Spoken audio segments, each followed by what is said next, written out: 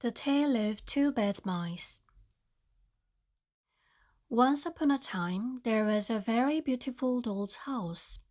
It was red brick with white windows, and it had real muslin curtains, and a front door, and a chimney. It belonged to two dolls called Lucinda and Jane. At least, it belonged to Lucinda, but she never ordered meals.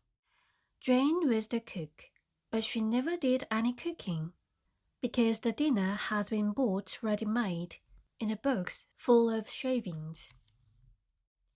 There were two red lobsters, and a ham, a fish, a pudding, and some pears and oranges.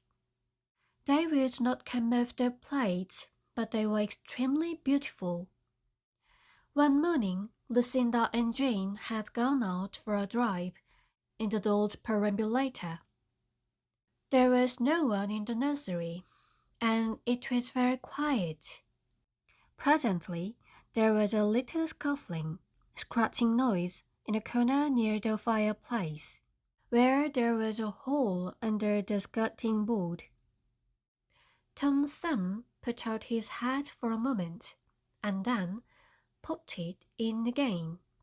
Tom Thumb was a mouse.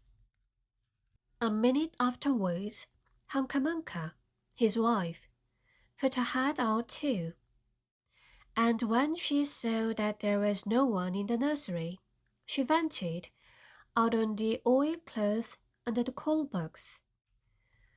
The doll's house stood at the other side of the fireplace.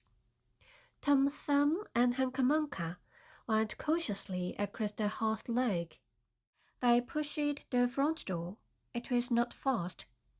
Tom Thumb and Hunca-Munca went upstairs and peeped into the dining room. Then they squeaked with the joy.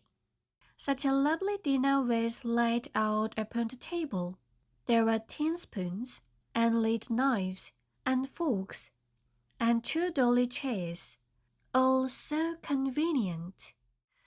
Tom Thumb set to work at once to carve the ham. It was a beautiful shiny yellow, streaked with red. The knife crumpled up and hurt him. He put his finger in his mouth. "It is not boiled enough. It is hard. You have a try, Hunca-Munca." Hunca-Munca stood up in her chair and chopped at the ham with another little knife. "It's as hard as the hams at the cheesemonger's," said Hunca-Munca. The ham broke off the plate with a jerk and rolled under the table. "Let it alone," said Tom Thumb. "Give me some fish, Hunca-Munca." Hunca-Munca tried every tin spoon in turn. The fish was glued to the dish. Then Tom Thumb lost his temper. He put the ham in the middle of the floor and hit it with the tongs and with the shovel. Bang, bang, smash, smash. The ham flew all into pieces, for underneath the shiny paint it was made of nothing but plaster. Then there was no end to the rage and disappointment of Tom Thumb and Hunca-Munca. They broke up the pudding, the lobsters, the pears, and the oranges. As the fish would not come off the plate, they put it into the red-hot crinkly paper fire in the kitchen, but it would not burn either. Tom Thumb went up the kitchen chimney and looked out at the top. There was no soot.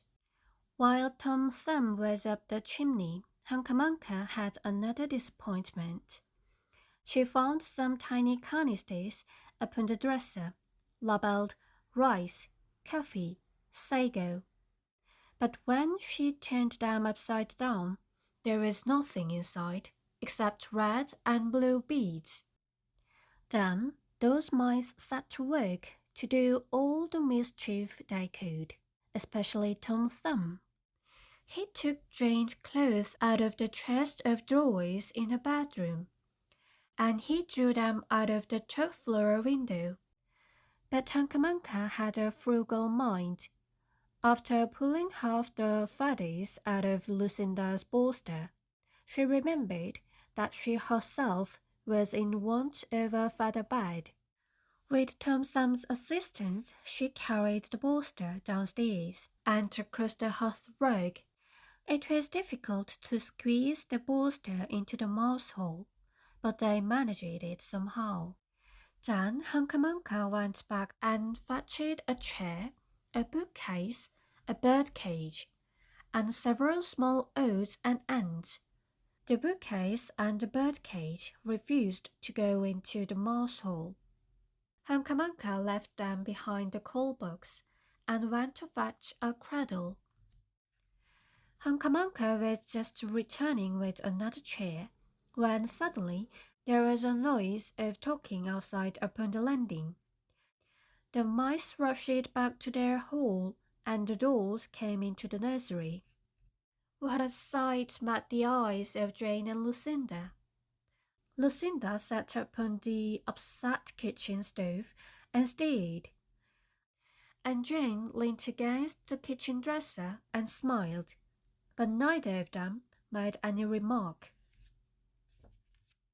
The bookcase and the birdcage were rescued from under the coal box, but Hunca has got the cradle and some of Lucinda's clothes. She also had some useful pots and pans, and several other things.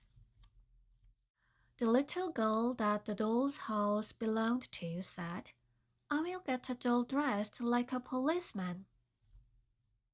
But the nurse said, "I will set a mouse trap."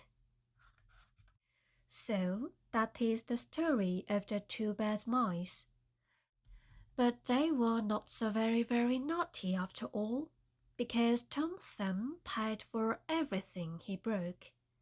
He found a crooked sixpence under the hearthrug, and upon Christmas Eve, he and Hunca stuffed it into one of the stockings of Lucinda and Jane. And very early every morning, before anybody is awake, Hunca comes with her dustpan and her broom to sweep the dolly's house.